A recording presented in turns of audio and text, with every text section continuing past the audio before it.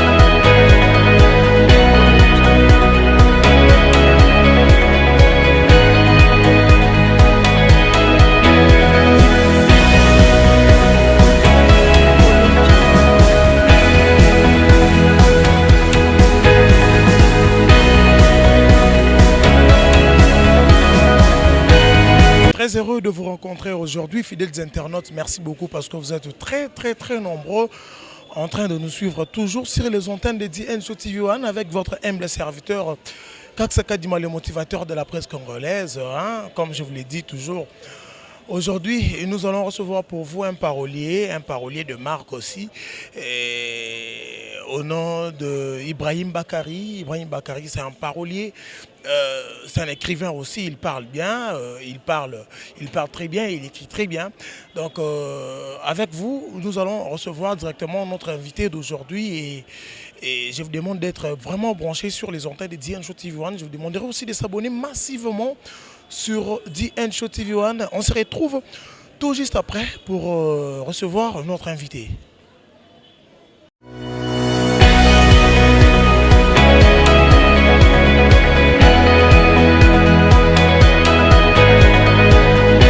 Oui, merci beaucoup, fidèles internautes. Comme je vous avais annoncé, aujourd'hui nous allons recevoir pour vous un parolier, un écrivain, c'est Ibrahim Bakari. Ibrahim Bakari, c'est un écrivain, c'est un parolier, il parle très bien, il écrit aussi très bien, il a un peu donné des chansons dans nos artistes ici, il va tout dire sur notre micro, sur notre chaîne. Je vous demanderai de s'abonner massivement sur notre chaîne DN-Show TV1, DN-Show TV1. Mais avant que je puisse faire parler mon invité, je voulais dire merci à mon boss Danny Boli, qui est le patron sur mesure Taille S, le patron sur mesure Danny Boli, qui a Taille S Moté Mayangana, à la grande dame, maman sociale, maman Nana Boli, qui a Moté Mayangana quoi. La mère de Daniel Bolika, donc mon Djogo. Donc restez toujours branchés en train de nous suivre. On est belé à Londres. Là, je vois mon vieux Paolo Sanda, papa l'a dit. Le vieux Moroya propre.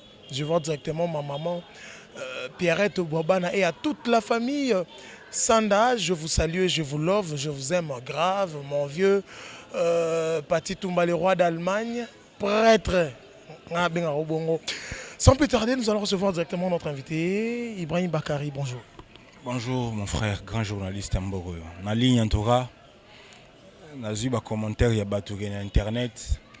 Aux champions, et c'est un brassard. Na biso soki monde mpe brassard ezalaka. Et c'est un ba couronner pour soki otali émission na yo te on dirait azozala na mokili te. Donc pour la connecter, il faut suivre mingi chaîne oyo. Abonnez-vous massivement. En tout cas, bonjour. Voilà, nous sommes là ensemble. On a invité. Merci beaucoup Ibrahim. Nous sommes là pour confiance, pour que ça là. Et on a 5 abino bossa bonara. Ici chez nous, il n'y a pas du blabla. Ici chez nous, il y a que du travail, rien que du travail. Tu es bien là, c'est le mbaoté. Jonathan Sindani, le Poutine, ça va. Tu es bien là, c'est le mbaoté quoi. Ibrahim Bakari, Néni Bamasolo. Ni santé, ouais, santé hyper posée. Malgré mon petit pépin en santé, qui m'a grâce à Allah subhanahu wa ta'ala, parce qu'on est musulman. La grâce à Allah subhanahu wa ta'ala, la santé est normale. Donc, santé physique, très bien. Santé artistique également, et tambola malamu. Parce que, en tout cas, spiritualité, on a un problème avec la tête. Pour au-delà de la parolier, on a un moualim plein. Donc, je suis un moualim. Toute ma vie, on a autant de théologie et islam. Donc, spiritualité, est à l'aise, makasi. Mais où est-ce que la profession? Parce que les Kaboezali, na komaka. Donc, santé artistique, ils ont quitté Makasi. Voilà, merci beaucoup Ibrahim Bakary, aux paroliers. Aux paroliers. Toko zela déjà ni mo mikolo parce que bino pe komi o pesi mutu nzembo. Mutu moko yo pe su ono kesu so tekeli su mutu mususu.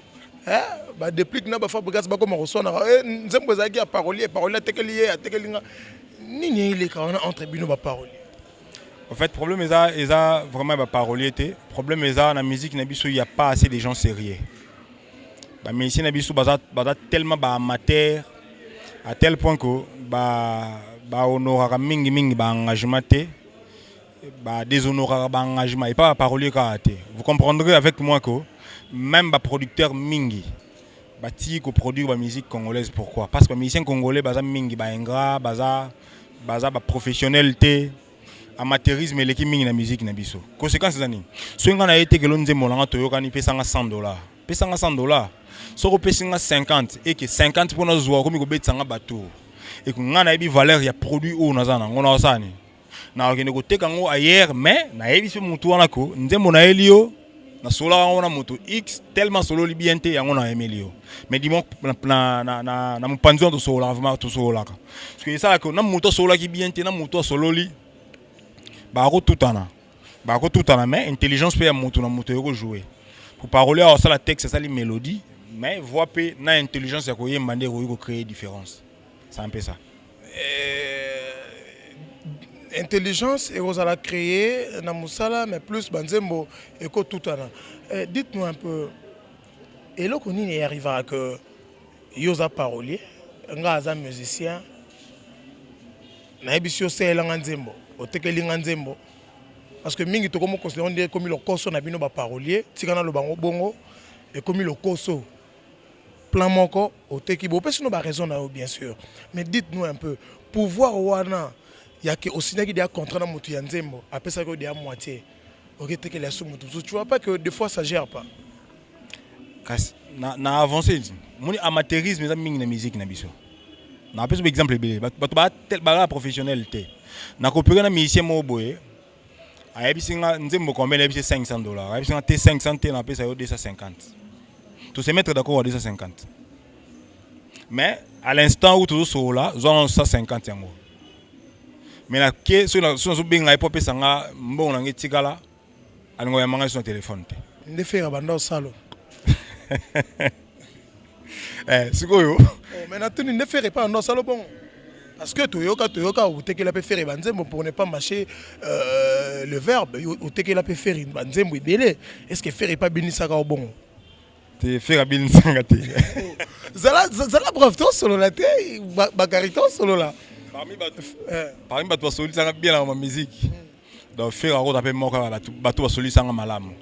Mais tu as quoi comme souvenir ya au faire à solo ça ou bien biso qui faire biso Toyoka qui faire nyoko là yo. Mais yo kimi biso lobi que parmi les artistes au basala ou bien faire muta sala ou bien donc cela veut dire na mambo faire abandon pesa o tu dois avoir aussi des souvenirs. Dites-nous un peu souvenir ni ya malam oyo garda au faire pesa o makambo bobi tes souvenirs au pena so na otala on a mon affaire rigole. Les souvenirs ça sur na bengi na téléphone ya mbanga facilement. Donc souvenir amné yango. Il y a des souvenirs. Allo ve na problème boye. Ah bon na téléphone petit na kota palette. Ceux qui ont côté parler, n'a eu gain de cause. Je crois souvenir amener n'yango. Pour repérer ça un peu catch dans la tekoufi. À repérer ça chemise dans la tekoufi. À repérer ça guitare va signer katana. Comprendre? Donc moi relation on a tissanaï, en tout cas ça me va droit au cœur. À part Ferrigo là, tu as travaillé encore avec quels artistes parce que na RDC na Kinshasa artistes baza vraiment moins belé. À part Ferrigo le travail sur ma casse nanani. Naturellement pour nga na linga na cité ba komba batuté pour na nini.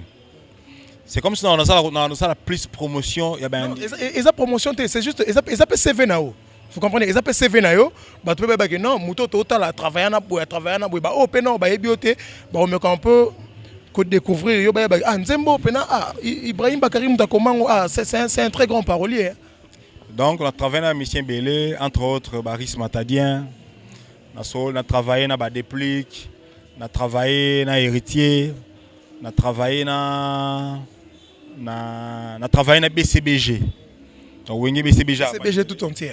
BCBG Bena Mobimba. Donc, je parie que l'album Mobimba incessamment, Banzembo Langa est en Katiwa, en tout cas, tu vas comprendre les choses. Il y a un petit dans un cadre qui est en Daku. Tant que tu es en Nzembo, il n'y a pas intégré qui est BCBG dans Nzembo, autre que les Oteka. Donc, je crois 2 chansons dans l'album Balle des matchs. On va découvrir comment on a jusqu'ici. Si on a un artiste tout autant que l'Ibiso, c'est que bango to basoliso bien te ka faire da solution bien to loba. Tu as vu dans le Bible. Par exemple artiste basoliso nga bien fait partie. Il y aura no kimi. Alors fait partie artiste musicien basoliso nga bien. Ba tout ça musicien te basoliso nga bien maka signé Roger Ngandu et BCBG. À la chanteur te mais à son manze mboshenga basoliso nga bien nanenga osakana te. Comprendre? Roger Ngandu a chanteur te. Mais à son manze bon mutoye mbela ye. Mais à celui-ci on a bien roulé avec musicien belé. Et là musicien mususu on a d'autres terres combo pour des raisons publicitaires. Donc on a eu une immoralité dans nengo sakanate. Banani wana lisusu Ibrahim tanga bango awa di en shot TV za rende action vérité. Tanga bango to panza bango ga to panza na gamba. Musicien c'est Robino par exemple. Nebisio. Comprenez, fidèles internautes, ça se passe toujours comme ça chez nous, hein, en fait. Nani, nani t'as une combo. Natangi Robino. Donc, l'abisio, immoralité n'a pas de sakanate. Hein? La PC conseil, à ça, début de carrière, aïe qu'on l'a respecté, bah tout n'y ça. Aïe qu'on l'a respecté, bah tout pourquoi. Soit on respecté, bah tout et oui peut qu'on étouffe carrière naïe. Ba parolier ni ba sala ba chanteur. Ba chanteur ni ba sala ba parolier. So ko respecter ba chanteur te. Et ba soit respecter ba parolier te ngoloba, alors zo ba nzembo malamu ya koyemba te. Comprenez que zo souffrir mingi na mambo ya nzembo. Musique congolaise a plus rumba wana. Depuis. Alors souffrir, alors peiner ko sala nzembo bien pourquoi? Ayebi ko sola te na ba parolier. Ba o ba zo solisa ba parolier malamu, entre autres ba héritier, ba Fabregas, ba Matadien, ba Déplique. Bazo continuer à exceller dans le domaine il y a chant pourquoi baebi importance ya parolier nous sommes solisa parolier né parolier okende alali akanisi ko sala texte malamu aki alali asali mélodie ya malamu pour permettre yo o interpréter ça là yo grand même Michael Jackson même Céline Dion baebi ko coopérer na auteur compositeur tout sorte de parolier pour bazala au bazali Fali Ferré Kofi Olomide même pour Kofi comme Kofi il a travaillé avec Pascal Poba Félix Oazé quoi Eldorado Senado nyonso wana pour basala grandeur nae mais contrairement à la mission de Malelo cet encadrement peut nous à la bien te ba ko traiter parolier te alors ça ni ça la carrière moi avec beaucoup de peine. Voilà, merci fidèles internautes, vous êtes très nombreux en train de nous suivre, toujours sur les antennes de DN TV One avec votre humble serviteur Kaksaka Dima, le motivateur de la presse congolaise. Et tout en vous rappelant que sur ce plateau, nous sommes avec Ibrahim Bakary, c'est un parolier. Ibrahim Bakary, tu rêves encore travailler avec quel artiste? Artiste, il y a rêve au fan de ah, on a peine à travailler na moto parce que na mona na pesa ke na apesa vraiment makambo nga lingaka donc na rêve na travailler. Malheureusement moment on est leki sikoyo na pena niveau ya préparatif ya maxi single na travailler na tonton azana na romona diesel na mususu PMF comment na PMF donc to travailler na bango na batu belé o bazana ba groupe mususu to sali orchestre te mais to sali groupe ya accompagnement. Tout ça les groupes d'accompagnement dans un master na nga ya mabele ou tout ça na bango moi eloko donc batu bazelande Ibrahim pe bayoka Ibra na version sikoyo il y a disque ça un peu ça. Quelle est votre relation avec d'autres paroliers Eldorado porte-parole nyonso relation na bino na bango ezande En fait, moi musique neza, musique eza il y a une génération ya ba loambo makia di ba nani ba Kale Jeff. Relation bato bazoya après tu na époque ya ba Wenge tu es époque à Wenge to longo na tu ba Fali ba Ferré tu es ba Robino ba Depli ba Fabregas ba bina filer ainsi de suite. Ko lelo ba parolier pe baza bongo. Il y a eu moment ya ba Senado, ba Eldorado, ba Vigas, ba tout nyonso wana. Parce que lelo beza ba Vigas, eza ba Fiston Munanga, eza ba Ibrahim Bakari, eza ba Masalanga Otokufa, ba leader Kasha malheureusement mémoire. Ba leader Kasha ba Rodel, banani lisusu. Masalanga nanga banani Kombe Roya, do parolier comme génération musu pays.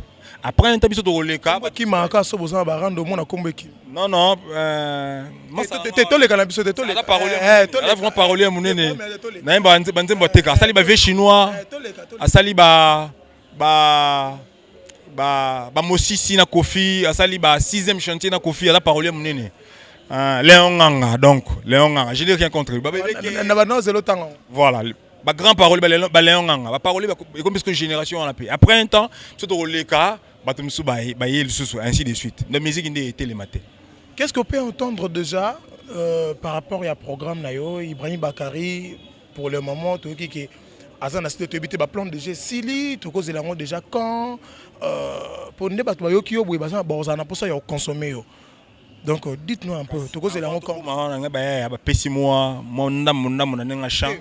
Nangaki to Sili sanon na yo vu que yo ndo leader malgré beaucoup ça biso que to sale lo on a ba master nini boy oza leader mi benga leader pour faire ça té nangana si sanon na yo en fait. Dites-nous un peu Toro c'est lango quand année prochaine février déjà banzembo eza la plateforme nyonso ya téléchargement. Nous sommes préparatifs car tout travailler en huis clos, tout ça bien ba grand ébélé à musique na biso. Donc on va chapeau na marambo. Tout ça ba plateforme Shindu, animateur moi munene. O chaba ba bill ba sele mal à l'aise. Comme on a plateforme Shindu ba to yebi Sambara. Et pas grand prêtre Sonnier Cho mo paix à son âme. Tout ça ba animateur ba to munene ba to bien malonga ba na marambo. Donc tout ça na préparatif. Je crois février Masoye Zanango Janzela pour tous ceux qui voudront nous contacter. Donc, au sali plus 243 89 243 07 92 243 89 243 07 92 Ozibiso. Vous en posez ba yemba yo, vous en posez mabanga, vous en posez nyonso wana. Donc, du sérieux arrive, du lourd arrive. La bigue o bo raza wana générique il y a danger. Générique il y a danger. Ba chanteur Bazali, il y a kitoko makasi. Pour Kingabo eza racine. Kingabo na ba groupe nyonso mona na kin batu ya Kingabo baza. Soki ba waze kwa basiste munene na zawana. Mona Kingabo. Soki quartier latin grand batteur mona Kingabo. Ba orchestre nyonso tambola na kin lelo Kingabo ezali. Alors, tu ngento s'appelle ko mobo de commun pour to tombola mabele na biso. Donc yamo to sangana na ba vina ngamba ewa bora, to sangana na ba Kobetor, to sangana na ba PMF, to sangana na ba FMI, tout ça, ba plafond, tout ça, ba tout nyonso ya Kingabo, tout ça là quelque chose de bon. Je crois que ça ce n'est qu'une partie remise. Émission de Sali, mais je crois que tu bien prochainement une émission pena lors ya répétition comme ça vous pena ba yani ba pesa makambo. Na biga yo za na premier na ba na poto boka no bangote mais attends moi de dédicace c'est ça là bon bien. Ba na poto. Et bien la pote va na mbongo kala na lobango. Ba poto mbongo kwa mete. De la pesi vila nga titi konda na Paris. Na pesi masalangai fils bag depuis les États-Unis. Na petit nanga ala na nzela ya émission oyo. Chico Saladin ba mbote belé. Mais nga avant to boucler sur émission hein. Mikolo oyo kandula ngaki oyo kandula ngaki nde. La musique lelo nenga lelo champion ba tout moi la moké. Nani? Champion ba tout. Il est innocent. Oui, fidèles internautes. Bon c'est un pardon. Jonathan Sinen Baxela à 3 minutes. Pardon, Jonathan Sinen à 3 minutes pardon Baxela ngai. Émission t'as pas celle émission comment elle est Jonathan Sinen linga 4 émission. Lobano. Na mo continue minute. Na bina minute, na bita za mo konzi libela. Mais la minute les champions la musique na biso avant biso toya peut-être biso toko détrôner pour na savoir faire ya ni tozaleli ba plafond banani balante olongola biso ye. Mais à l'heure actuelle nous sommes dans top ya musicien congolais tout sans commentaire rebellé, ils sont innocents balomé. Mais il y a de cela artistes minés pour ne pas citer le nom pour ne pas promotion batouté Bazo Boya jeune wana Bazo Boya que non nana yembité nana beti sala munene te il faut beta bibi kanena kini za la chroniqueur en musique hein moi na pays aux États-Unis muto za danger dans un moment et c'est ngate muto sala 20 30 50 chansons pas comme munene mais artiste na biso mingi ba bien ngote c'est bazo sala bazo boya pour la jalousie soit pour un manque d'information. Ceux qui suivent la musique, au pays, aux États-Unis, ils ont 10 ans de thèse à la top. Ils ont raté. Tu vois, Greg David, Simple, Kenda. Rick Ross, le bazar les sous-soutés. Donc, dans la musique, il y a des musiciens qui ont raté Koti Kandela. Mais Innocent Sikoyo a percé la force, au sommet, il y a Congo. Au sommet de la musique africaine. Donc, il y a un peu de jalousie, mais. Tout à la télévision, les bandes nyonso. Tu dis innocent dans chapeauter les lots. Peut-être lobby comme mutumsus, mais à l'heure actuelle les innocents balomé. Osa parolier d'une part aussi aux rappelé par artiste d'un tout le bango bongo. Dites-nous un peu. Conseil n'y a pas ça na ba jeune wana ou amikolo. Ba obo ya mwana na mukie. Il y a eu des moments où bila zaki les colo et animation. Ba to ba boya gité. Tu bien no bil le lopena bil muto trôner.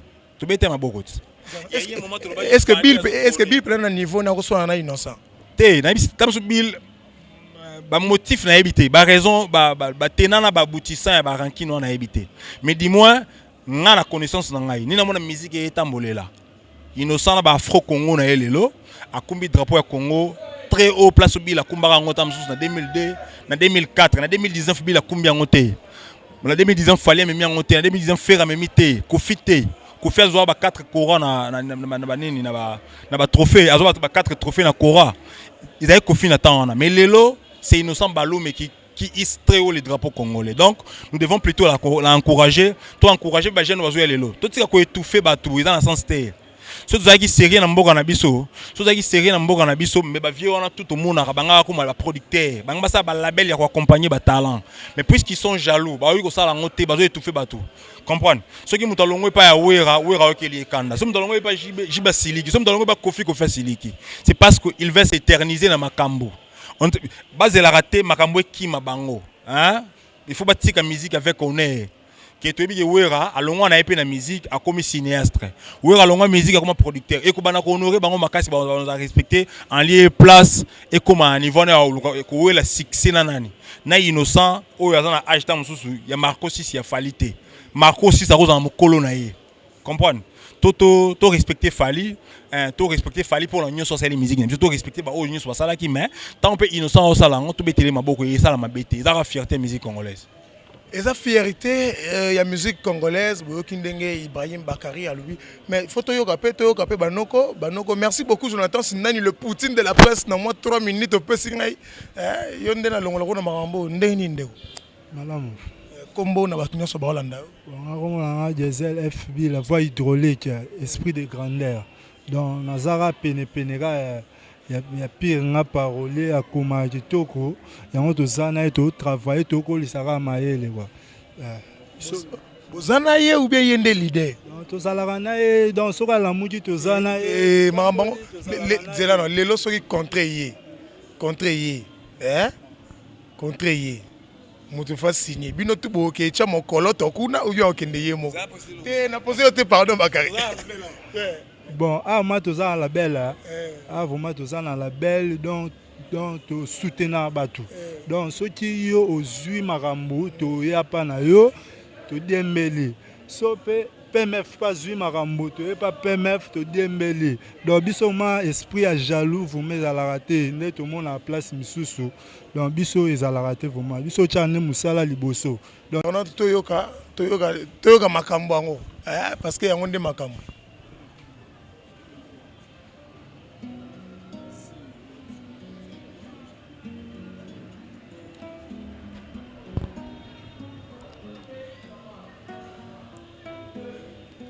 Avensigno, pardon bébé songelanga. Santé nanga lelo ekomi ya perturbation. Lelo importation, lobi kuna hyper. Ozangisi moninga kimia ponini. Paplita kiero ozala kyo yebisa ngai. Que ba scientifique bako metere. Babosala kotia susi na lista ba carnivore. Yango nazo kamwa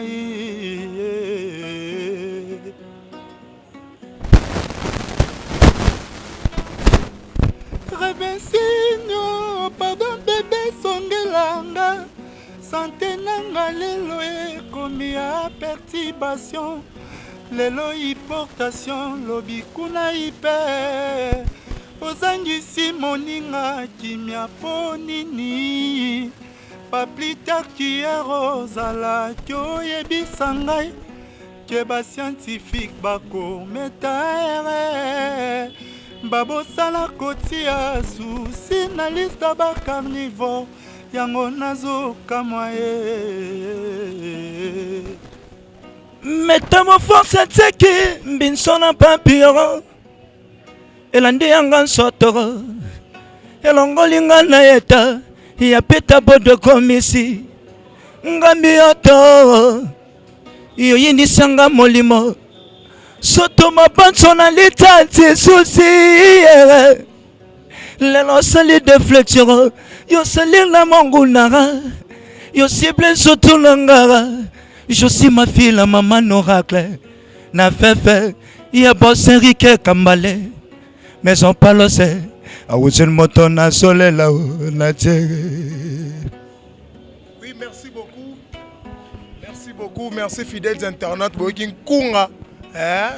Kunga. Oh, Nzembo, titre. Signo. Titre na nini? Signo. Reviens, Signo, reviens, pardon, Zongelangai. Santé nanga, lelo eko, mia perturbation.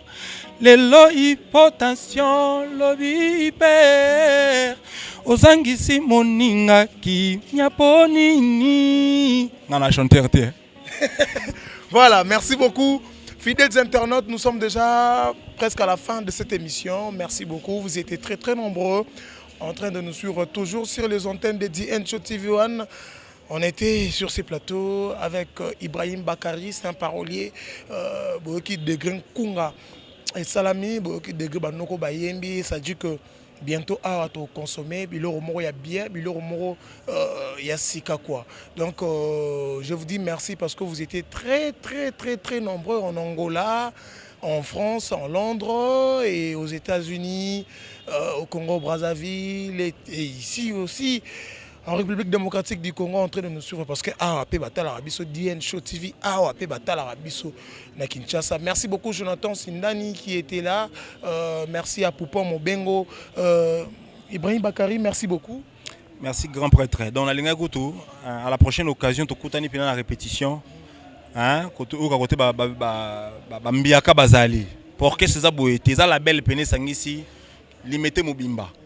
Si vous voyez la répétition comme ça na kati ya elo to sala ndo mona baya tout baza bien que bayembi banzembo langa mais baza pe na banzembo na kati album e salama. Donc ngana ngesa ni promo ya ba plan langa yi. Mais il y aura un temps plafond azana générique na e peme fazana nzembo na e lors d'une grande émission pendant la répétition tozui mutu na mutu comme ça to pesa ba tout mon couleur ya mamto sala ba style les belé ba afro ezali ba nineza ba mbukili kili. Donc tout ça les pena di lourd vraiment. Donc ba afro trap ba R&B ba nzeba ba style tout ezali. Mais nyonso wana kala mingité d'ici fin février. Ba to ba sepela je crois mars ba fêter le 8 mars ba nzembo. Directement ko bandela numéro non ba nyonso balandi o bandela ka. Plus 243 89 243 07 92. Plus 243 89 243 07 92. Donc je salue tout le monde. Bandegons sont combattants. Torobet en apototé. Hein, bochana c'est pour besoin étouffer musique. Musique est au coup fana makaba combat na bino. bofongola nzela bopesa occasion na Innocent beta Bercy bopesa occasion na bina fila beta Olympia bopesa nzela na biso po kala mingi te tozoya wana tobeta na ba grande salle wana to lotaka. Donc ils ont malam pour la musique congolaise. Tout ce qui est partitisme, na égocentrisme, ils ont motu na makolo. On n'est pas politicien, on est apolitique. Donc auto ça la redara pour notre tombola tombola drapeau ya Congo likolo. Pour la musique adoucit les mœurs n'imba lobaka. Musique yuko boma masasi. Soudan a tiré pena mais ayoki melompe ya ewabora atikitisi. Ayoki melompe ya PMF atiki. Donc musique ils ont munduki oyo et ko sauver l'humanité. Bandeko combattre botika na on est tous congolais. Les linges sales se lavent en famille. Tout ça là tout selon ndenge mboka to résoudre makambo. Donc je salue tout le monde, je vous remercie. Je remercie infiniment Jonathan Sindani oyo depuis atika ngate chaque façon na bengi botrena raté pour la roya. Je crois que c'est une partie remise mbalasima to kota na lisusu. Voilà, merci beaucoup fidèles internautes Boyoki Ibrahim Bakary bobenga bino boza mposa bayemba bino boza mposa babwaka bino mabanga ndeti nebi ya parti tumba a kota déjà nebi ya parti tumba prêtre a koti déjà nebi ke masadanga klopi ngombi sa closex a koti déjà nebi ko bed mushinga a koti déjà nebi ke dan dandino à côté déjà. Donc merci beaucoup parce que Bolanda Gibiso, en toute sincérité, Boyebi, Nadien Show TV, ça se passe toujours comme ça. En monde d'actualité, toujours aujourd'hui, on était avec Ibrahim Bakary, le parolier le plus suspect de la vie de Kinshasa, parce que ça n'engage que moi, parce que Nayoka, Babiloko, Akoma, Pena comprenant. Donc merci beaucoup Jonathan Sindani Le Poutine, Poupa Mobengo. Merci beaucoup, merci à maman Nabiso, toi c'est la bébé. C'est la bébé. Merci beaucoup à tout le monde qui nous ont bien suivis. Merci également à mon boss sur mesure, le patron S. Taille S. Mon patron Dani Bolik, le patron sur mesure. J'ai dit merci également à ma maman Nana Bolik, à maman sociale. Une femme parmi les femmes sublimes. J'ai dit merci aussi à mon vieux Paolo Sanda, papa l'a dit. Merci à maman Pierrette Babana. Merci à mon vieux Pati Toumba, le roi d'Allemagne, prêtre. Merci également à mon petit. Daniel Bolika, notre futur Djogo. Jonathan Sindani, je crois que tu aussi ici. Awa, merci beaucoup. La vie a fait des combats, donc il y a la vie, il y a de l'espoir. Pour moi, baby, demain, l'avenir est trop prometteur. Roll champagne, Villa Cabello, ce n'est que question d'état. On va l'air, ce n'est pas l'air. Après l'air, c'est le plus l'air. Après ça, sois patience, demain c'est toi la star. J'étais Gizayo, la reine des mers. J'étais Gizayo, Yakato Bini Tabango. Héritier Molambaye. Yakato Bini Tabango. Mawayo simple sembala na lelambo lingwe. Yeye wa bora na leli plafond mushindwe. Mawaya la finanga ya lelo susi la moteme komi kotongisa ngambo ya la sangara kwa sala yai ebela mokili na lela. Ouais, merci beaucoup.